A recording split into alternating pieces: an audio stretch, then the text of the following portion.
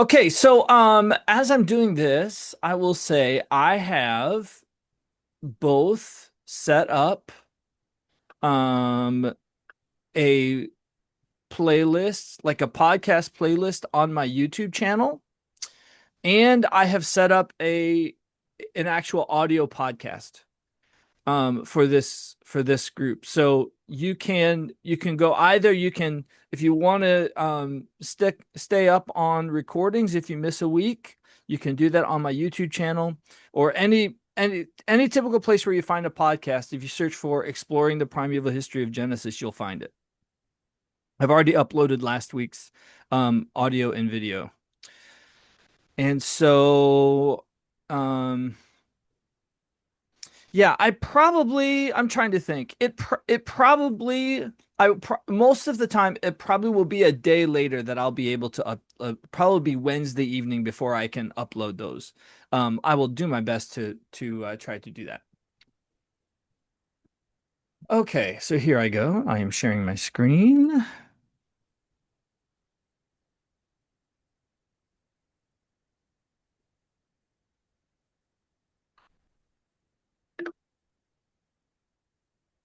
And I need to open the chat window, which I am. Okay.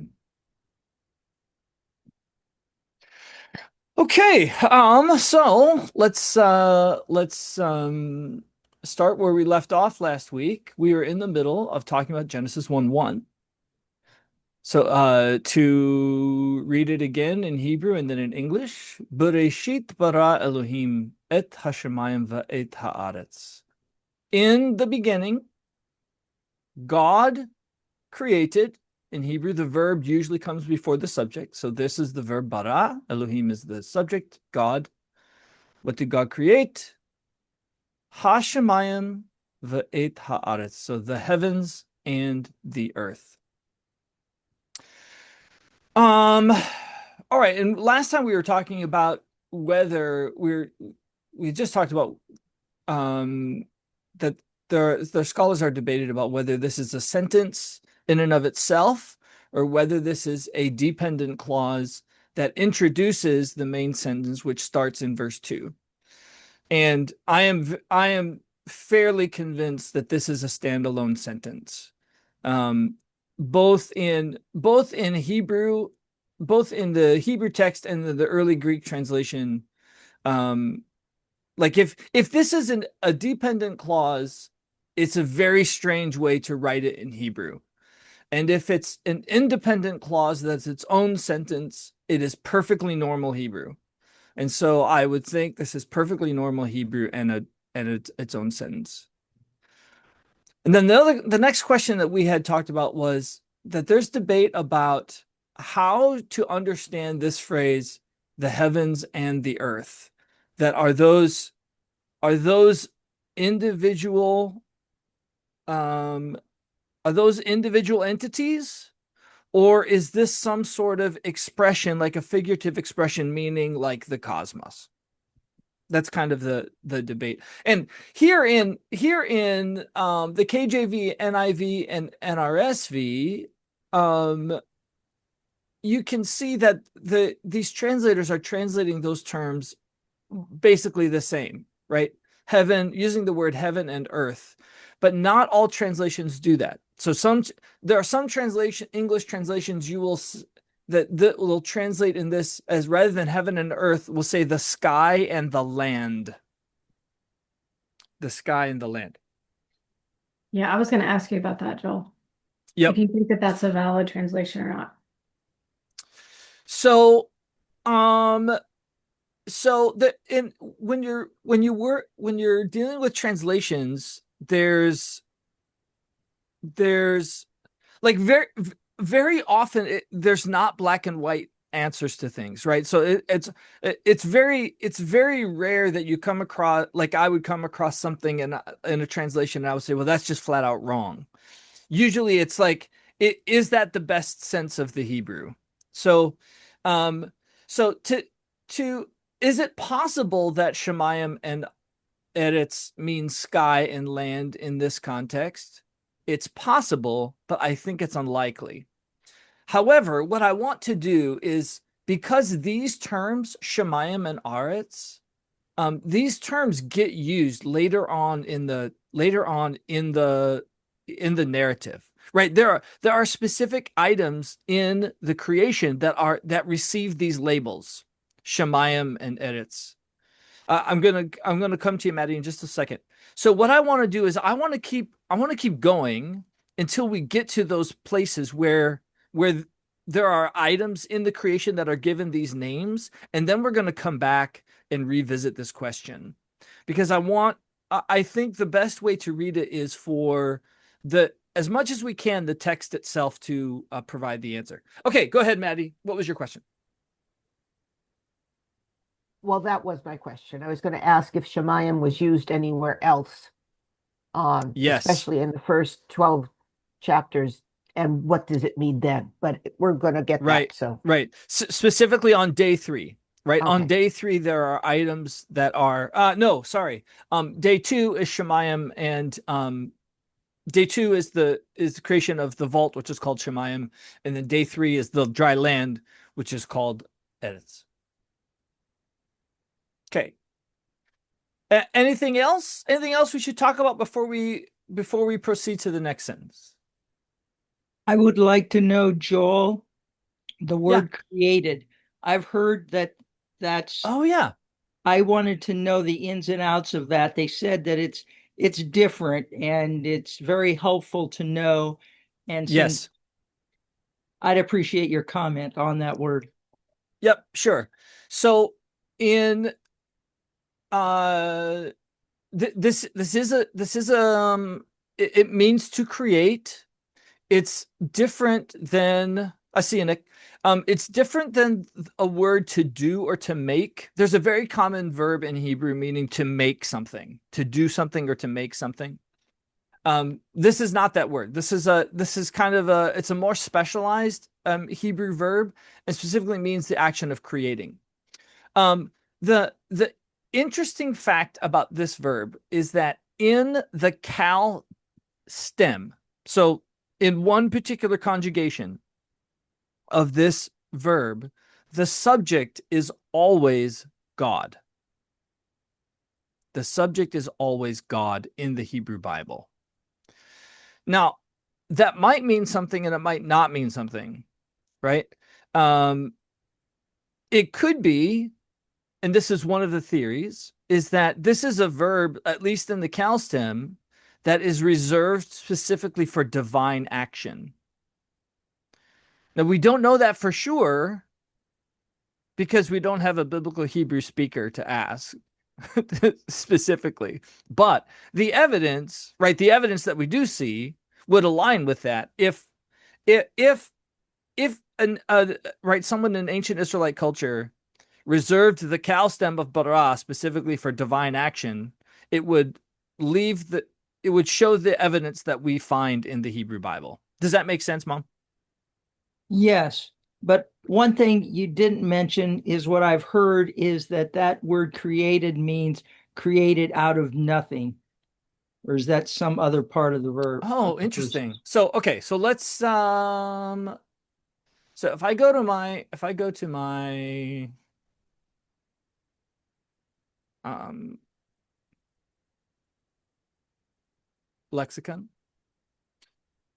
So here in the so I'll do I will not do what's the word?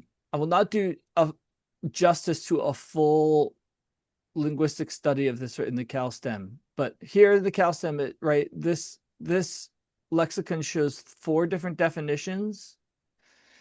And so looking at the things that are created, heaven and earth, humankind, host of heaven, heavens, ends of the earth, north and south, individual man, Smith and the waster, Israel as a nation, the seed of Israel. So I don't think that holds. It doesn't look to me that this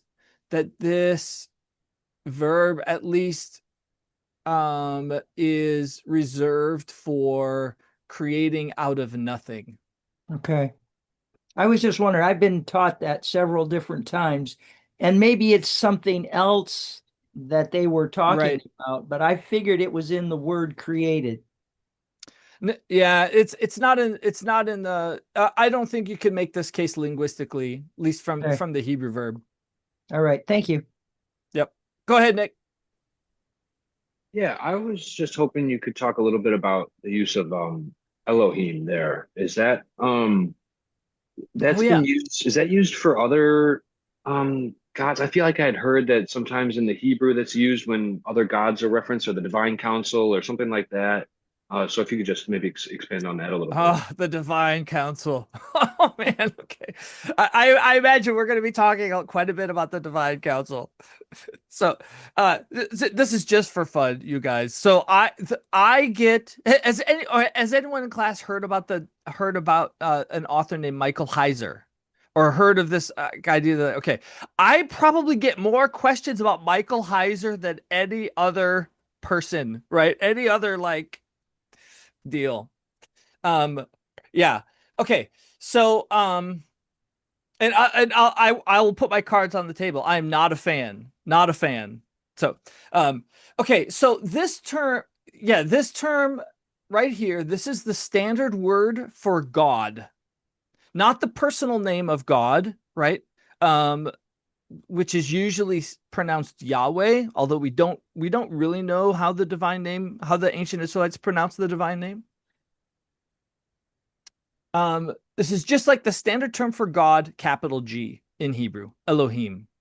The tricky thing is that um, this noun is actually in a plural form. So this is a chirik and a yod and a mem here, and this is a plural ending. So if I were to translate this word strictly literally, it means gods.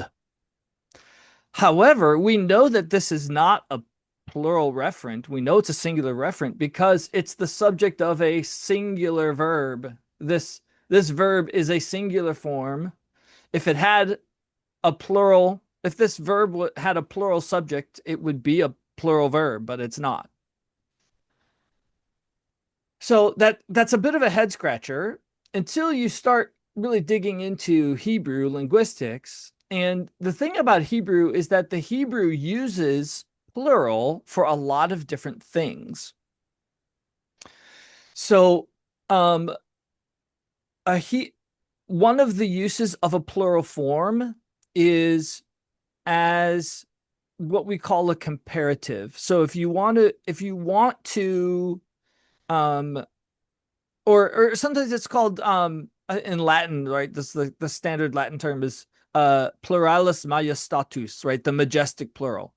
So it's kind of like the royal we, but meant to, so, like sometimes Hebrew will put a plural on a word when it's trying to say it's like the biggest or the best or the grandest of a thing.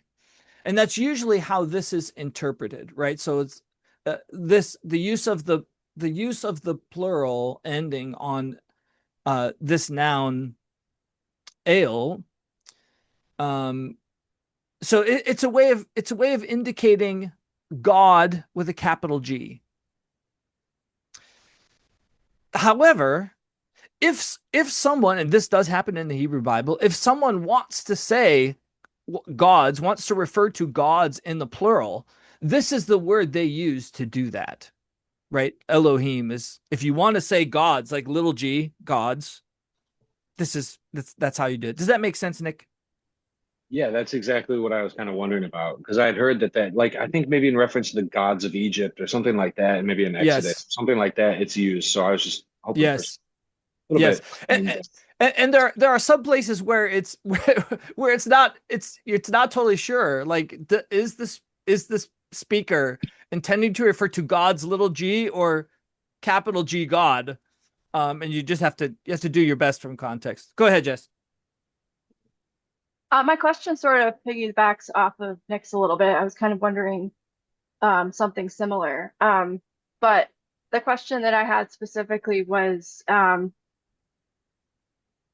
is there a specific reason or what is the meaning behind using Elohim to refer to God in Genesis 1? Like, for the creation account specifically? That's a really great question, and I don't know the answer. If you look up a guy named Umberto Cassuto. Umberto Cassuto was a Jewish scholar who wrote in the mid 20th century, who was on his way to writing a commentary of the entire Torah, and he died before he finished Exodus. So we have his commentary of Genesis and part of Exodus.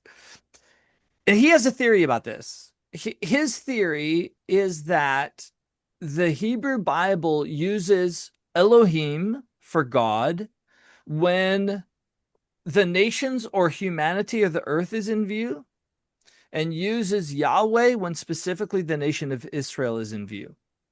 That's probably he probably has more nuance in that argument. It's been a while since I've read that.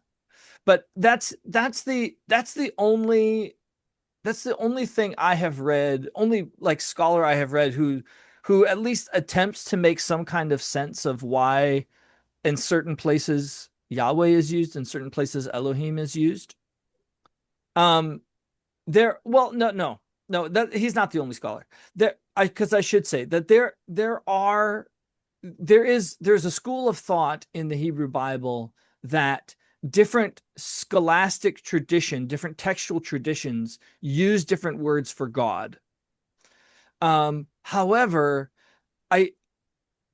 I find those arguments very unconvincing because of the amount of places in the Hebrew Bible where Yahweh and Elohim are just, they really appear to be interchangeable, right? It's like it really does seem, when you're reading the Hebrew Bible, it really does seem like Yahweh and Elohim are 6 of one and half dozen of the other, right? And it's like sometimes the speaker says God, sometimes the speaker says Yahweh.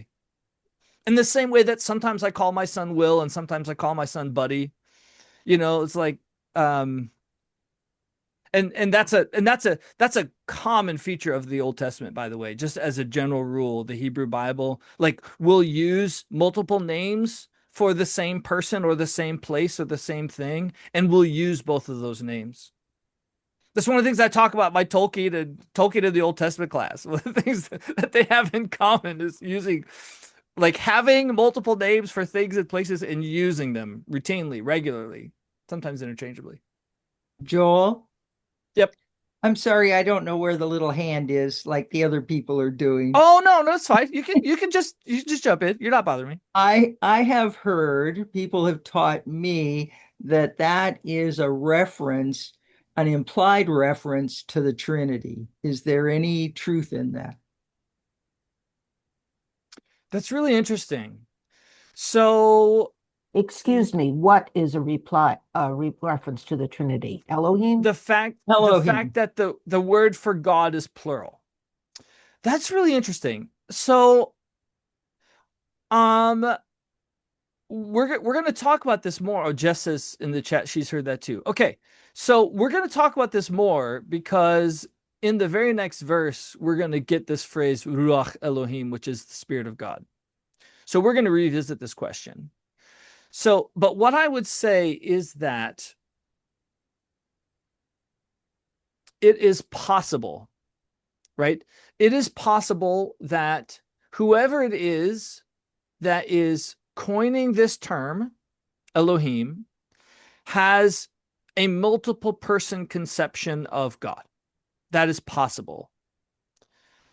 However, I can't prove it from the linguistic form alone. Does that make sense? Yes. Right? It's like, yeah, there's that is, it's only one option among several that could be at play, that is undergirding the use of the plural form in this particular word. So where this is gonna get really interesting is, like I said, when we get down to Ruach Elohim right here, and what does this actually mean, and what what impact does that have for whoever the author of this text is for their conception of God, conceptualization of God?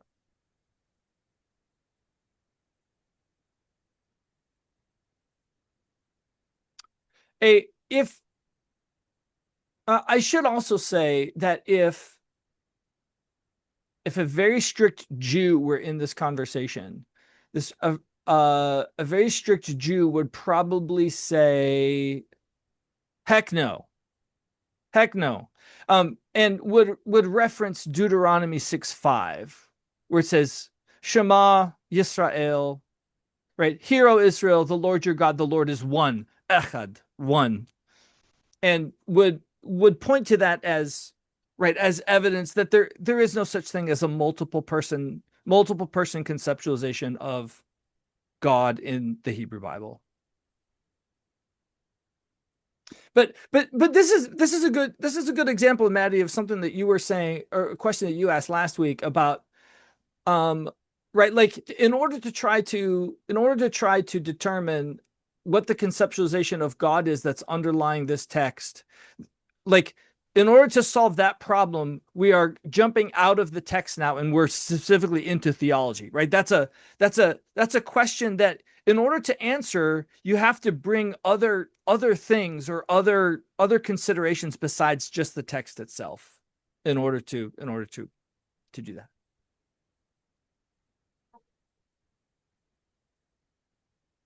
Any other questions on verse 1?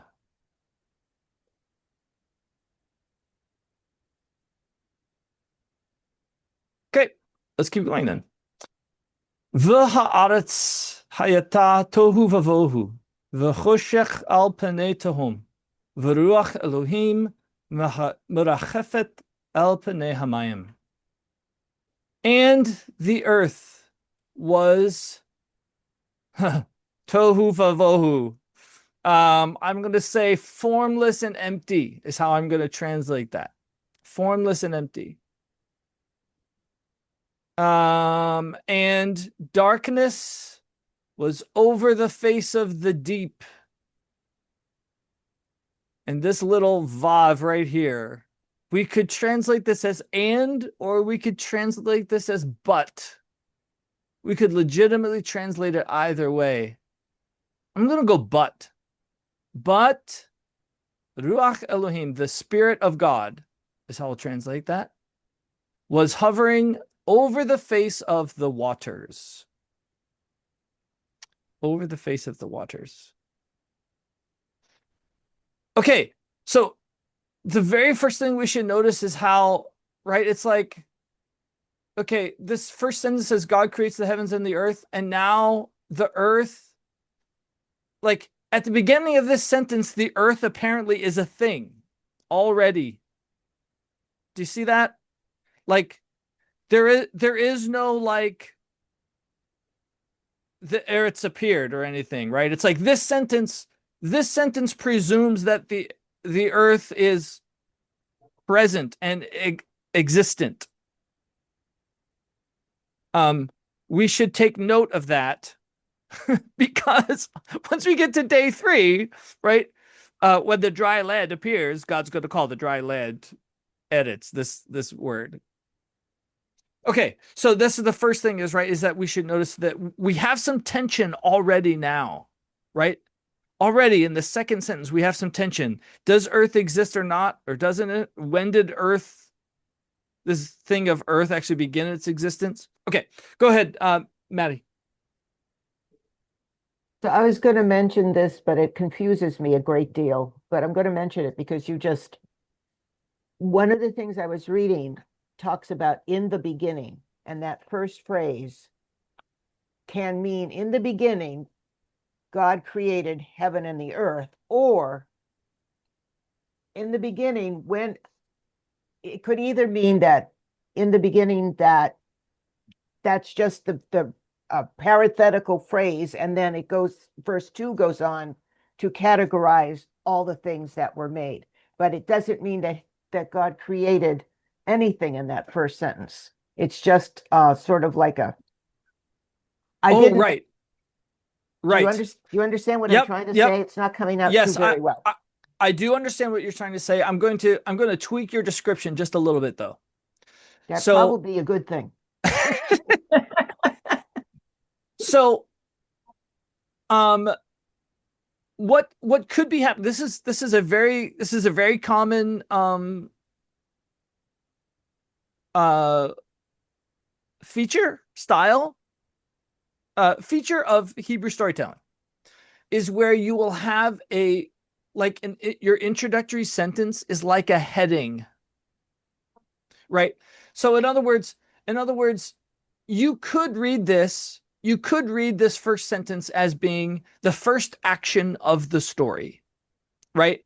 As in the beginning, God created the heavens and the earth. End of sentence. Now heavens and earth are in existence, whereas they weren't before. That's one option. You could also say that Bereshit bara Elohim, or in the beginning, God created the heavens and the earth, is simply, it's like a tagline of saying, Yeah. in this story, God is going to create the heavens and the earth. And then it goes on to enumerate how that happens. Exactly. Yeah. Exactly. That's what I was trying to say. Thank you for being Yep. better at it than me. Yep. Exactly. So, and to be honest, like there's no, like, I think I'm on safe ground as a Hebrew scholar saying that there is no like indicator that we can point to that will give us the answer to that question. Yeah. Right. It's like we have to decide as readers what we think the author intended, or how we think a original Hebrew reader would read it. Right. It's like, this is what I mean, by the way, what I said last week, that a lot of questions about the primeval history, like when you really drill down, like there's not universal answers to them, right? You can get to, there are some options, and then you just have to make a decision of what you think the answer is. Yeah. And that's kind of that's one of the things that makes the primeval history fun is, if you're like me and you like talking about these types of things. So this is something that maybe we should come back to when we get to the end of this section, is come back to and say, okay, after reading this, what do we think about whether this first sentence is the first action, like action 1A in creation, or whether this is simply a heading.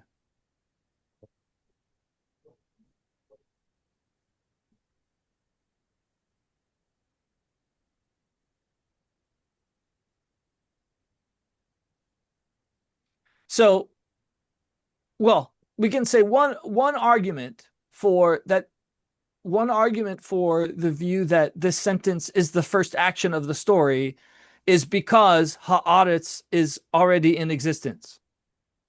Right? This is right, like in other words, we can read, that's an argument for reading that there's an actual action occurring in verse 1 that produces the result of whatever the thing or things are that the author is calling Shemayim and Eretz, because Eretz is referred to in the very next sentence. Whereas if you read this first sentence as simply a heading, then Eretz appears to be pre-existent.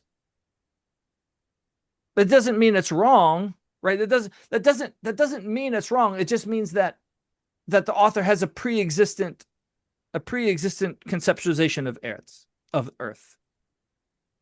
Oh. Does that distinction make sense? Because that distinction is actually quite important.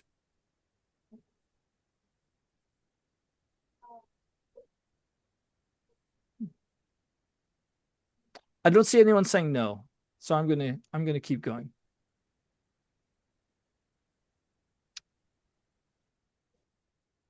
Okay, so this also is very interesting. This is the verb to be. And in Hebrew, the verb to be could mean be, like existence. It can also mean like to become. And it's very interesting because in Hebrew, often this verb to be, like, you don't have to have it in a sentence for the sentence to make sense. Like what I tell students is, like, in English, if I want to say I am Joel, I have to have the verb am. Otherwise, you sound like a caveman. I, Joel, right? But Hebrew, you don't have to have that verb, right? Hebrew, I could say Ani Yoel means I am Joel, and like that verb to be is often understood. And so it's a little bit conspicuous here that the verb haya appears, right? It's not simply understood. It is explicitly expressed by the author, which could mean that it has this sense of becoming as opposed to simple existence. In other words, I could read this, and the earth became tohu vavohu, like became formless and empty. We could read it that way. What does the Greek say?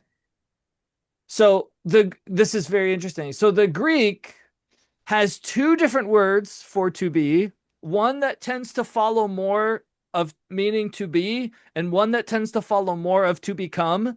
And this word in the Greek is the be verb, not the become verb. Now, those lines in Greek are fuzzy, okay? They're not, those aren't strict, hard and fast categories, but it is a general tendency. And that we can see even here in the primeval history as we go through. You can see that this Greek translator tends to choose the verb eimi when it means be, and tends to choose the verb ginomai when it means to become.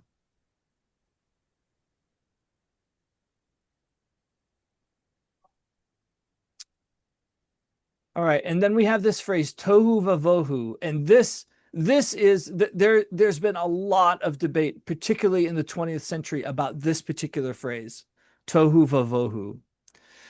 So the two major arguments are, it's kind of similar as Shamayim and Eretz, heaven and earth, is tohu vavohu.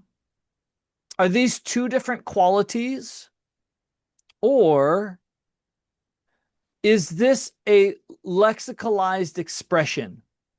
Tohu vavohu, like this is a phrase in Hebrew,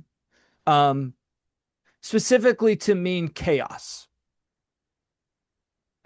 And the reason why this is a thing is because I'm going to pull this up so that I don't misspeak, because I have learned through much experience that often when you try to rely on memory, you end up being wrong.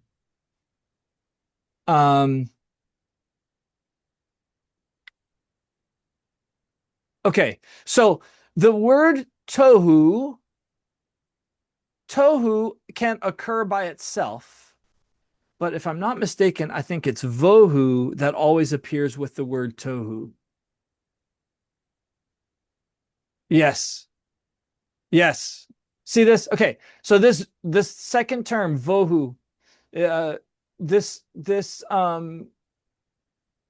lexicon glosses it as emptiness, and then this is always with tohu.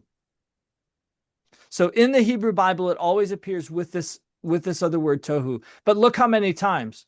It's 1, 2, it's only 3 attestations, right? It's only 3 attestations.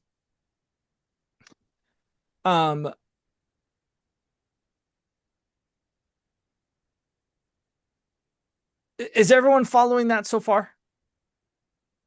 Okay. So here's where, like, kind of like here at the end of this phrase, v'ha'aretz hayata tohu vavohu, is kind of where there's a big split in terms of how, in the big picture, how this creation story is understood. So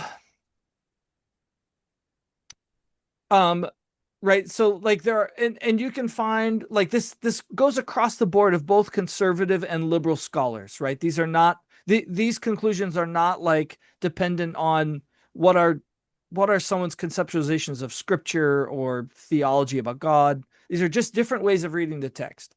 So there's a camp that would read this Genesis 1 narrative and would not say that this is meant to describe creation ex nihilo, but rather, right, this is a story of God bringing order to pre-existent chaos.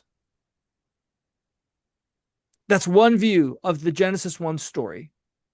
That chaos is pre-existent, and what Genesis 1 is talking about is God ordering that chaos into the cosmos that we observe now.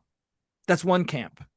The other camp is to say, no, this is genuine creation. This is a story of genuine creation ex nihilo, right? That before Genesis 1:1, there's nothing. And by the end of the creation story, you have the cosmos that we have. Does that make sense? That's important. That's important to understand when you're digging into what various scholars have to say about Genesis 1:1, because often that's not explained. That's kind of under the hood of a commentary. But those camps are definitely out there, right? Of people who read this story as a genuine origin of the universe narrative, and others who do not read it as a genuine origin of the universe narrative, who read it as an ordering narrative as opposed to origin.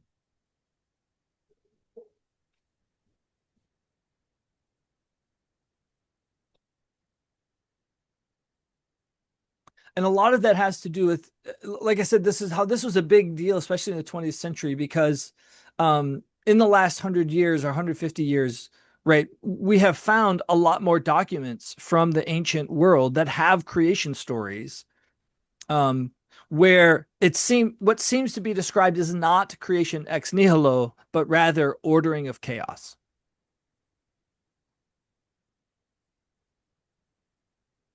All right. Let me pause. Any questions about that? Any questions about that? Yeah, go ahead, Maddie. Oh, Maddie first. Yeah. Oh, that's okay. I should say, so if it's chaos that's existing, chaos is a thing, is something. Right. Okay. Just interesting to think about. Right. Go ahead, Sandy. Well, one thing, when you said the ex nihilo, out of nothing, people that I've listened to, they put that in that word created. That's right. why I was wondering. Okay.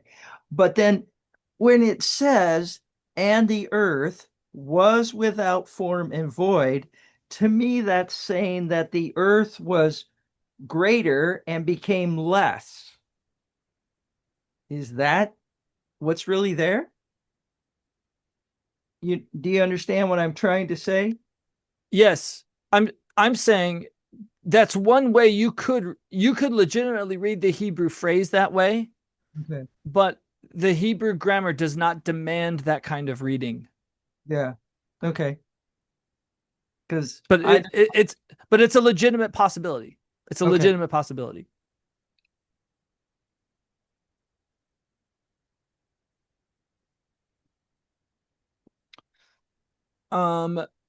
Yeah, and if you really think hard about it, right? Like there are good arguments for both of those views, right? Like if I one of my favorite phrases, if you put the cookies on the lowest shelf, right? When I put the cookies on the lowest shelf, reading these opening couple sentences, this sure sounds like a creation ex nihilo story, right? You start with nothing and you end with something. That certainly seems how it's reading. And yet at the same time, I can also say, well, it also sure, if I read this, it sure seems like the earth is pre-existent, right? Like we're starting this story with an earth already there, which would seem to favor the chaos view, right? It's like, so even when I try to do what's the plainest sense right? I can legitimately go both ways.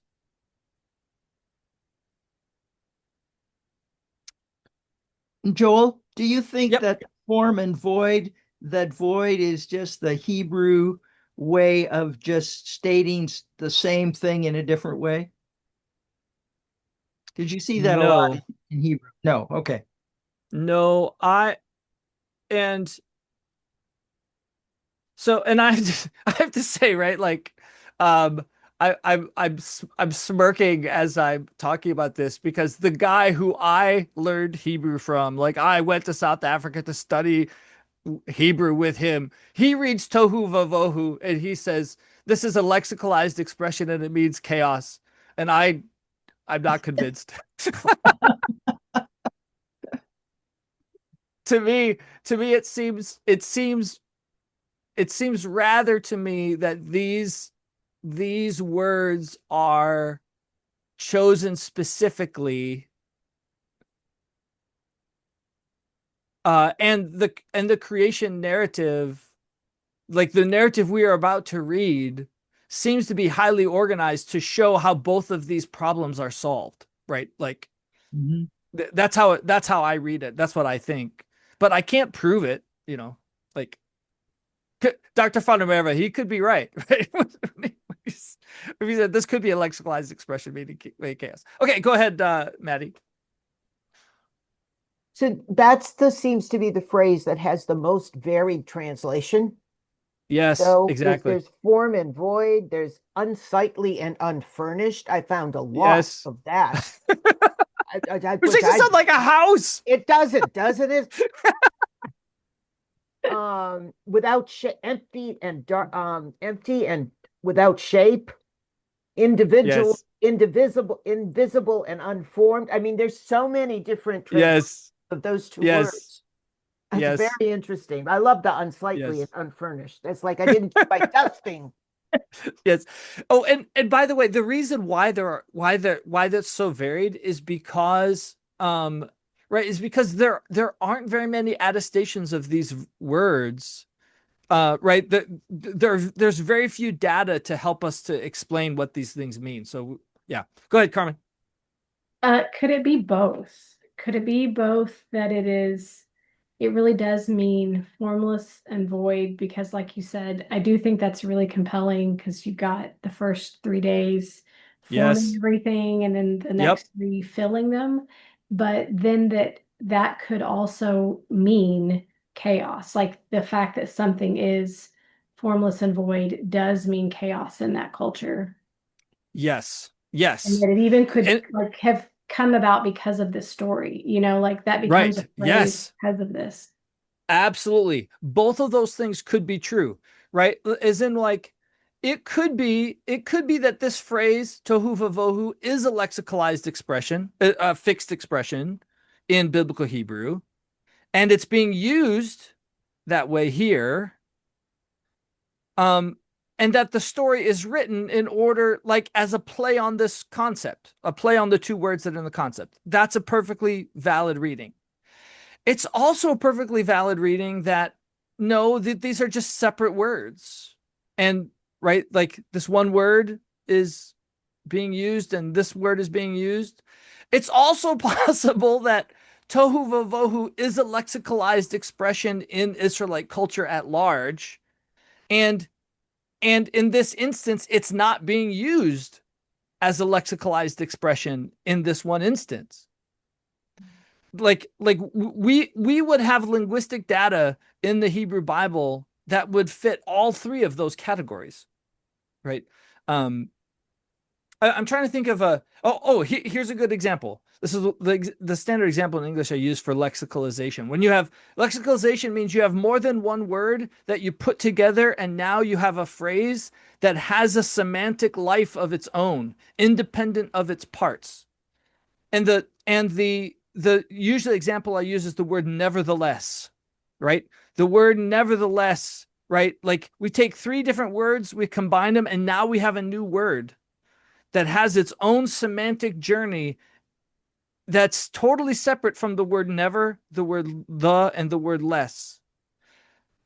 But we as English speakers, we still can use the word never, the, less in a sentence if we wanted to as different words and not trying to mean the same as the phrase nevertheless. That was kind of deep in the semantic weeds, but this is this is one of the things that makes biblical Hebrew so compelling is because of because we see, if you go deep enough into Hebrew, we see linguistic evidences of these things. Well, Okay. also they're trying to tell a story. Yes. So they Yes. want it to be effective and compelling. Yes. So maybe absolute sense is not, I mean, if you talk about darkness and void, what are the words that we find? Earth was, I hate unsightly and unfurnished, by the way. Really. Formless and empty. Formless and empty formless and void what I is said. wonderful. But Yes. then there's obviously water because God's spirit Yes. is moving over the face of the water. So there's Yep. water somewhere. The water is there. Yes, exactly. Yeah, so it exactly. doesn't make absolute sense, but it's a very compelling image. And Yes. and what they're doing is telling a story. Yes. Yes. All right, we got about 7 minutes left. Oh. Good. So that was a good that's a good segue, Maddie. So v'choshech al panei tehom, and darkness was over the face of the deep. So face in this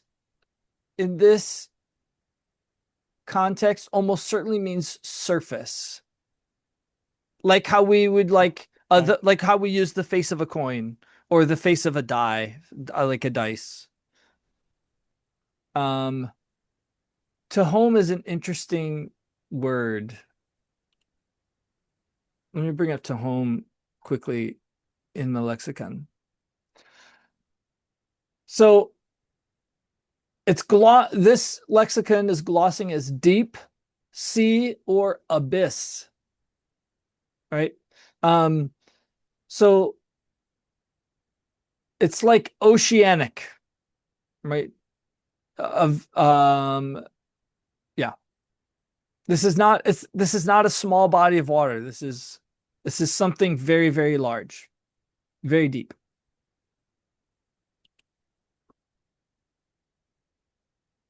And notice how,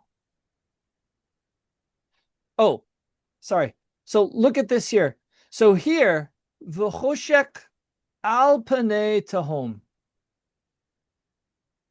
I read this, and darkness was over the face of the deep. So like in the King James here, that was is in italics. It's because that's being supplied. So this is where I was saying like this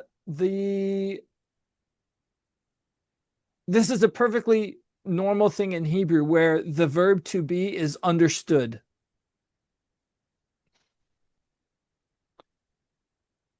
It could also be that this sentence is borrowing from here. That also happens. That's called the ellipsis. That's a linguistic term where you have two phrases and the second phrase borrows the same verb as the first phrase.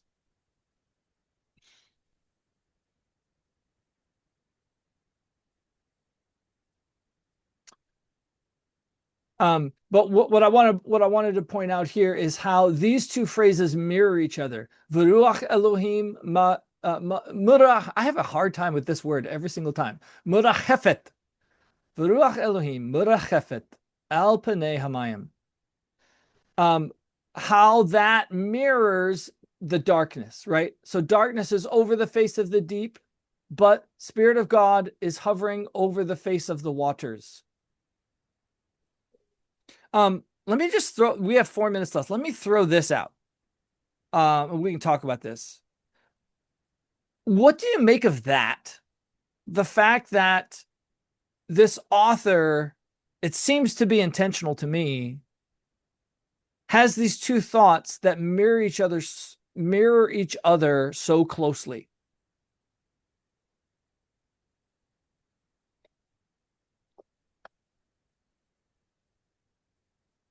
Speaking about the darkness and then speaking about the Ruach Elohim,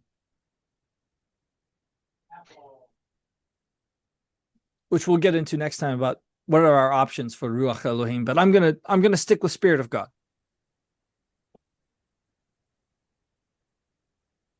I mean, without reading the rest of it, I would think that it would be like they're going to be antagonists. You know, it's like it's definitely it's wanting you to compare the darkness with the Spirit of God. And then it's significant that right after that, you know, God banishes the darkness by creating light. So it's like Right. you've got darkness versus God or the Spirit of God. Right. And then we're going to see who wins. Yes. That's well said. So I kind of prejudiced the jury by when I translated this as but I agree. I agree with that reading of that by having these, by the author writing these two sentences so closely, it invites us as the reader to think of them as a pair in some way, whether that be comparatively or whether that be contrastively.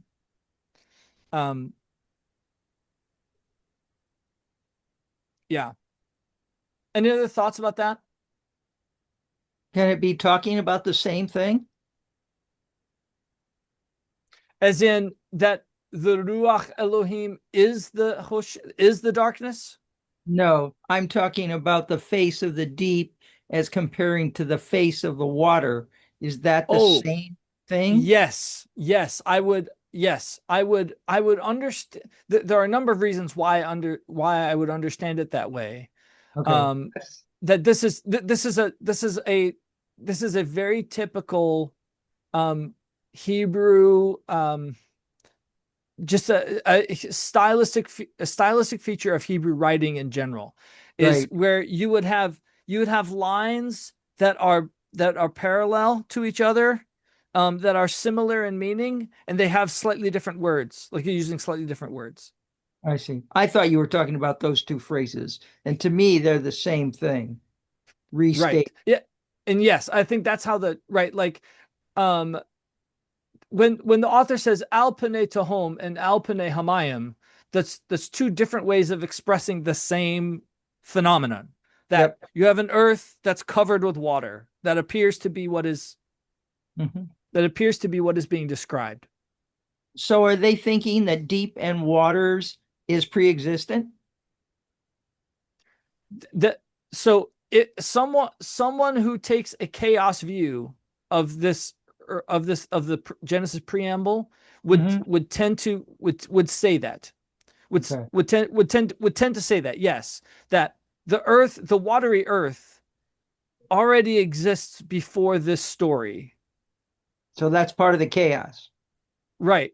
And would say that, like, this there's nothing theological about this, right? Like, if you want to believe that God created the chaos, that you're free to believe that God created the chaos. It's only saying that Genesis 1 is not intending to tell us about how the chaos came into existence. What Genesis 1 intends to tell us is how the chaos got ordered. Right.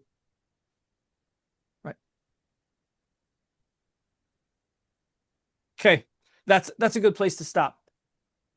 Because it's 6:55. All right. Fantastic, everybody. Oh, I do have one little question. Oh, go for it. This will be quick. Was that all one sentence that we just read?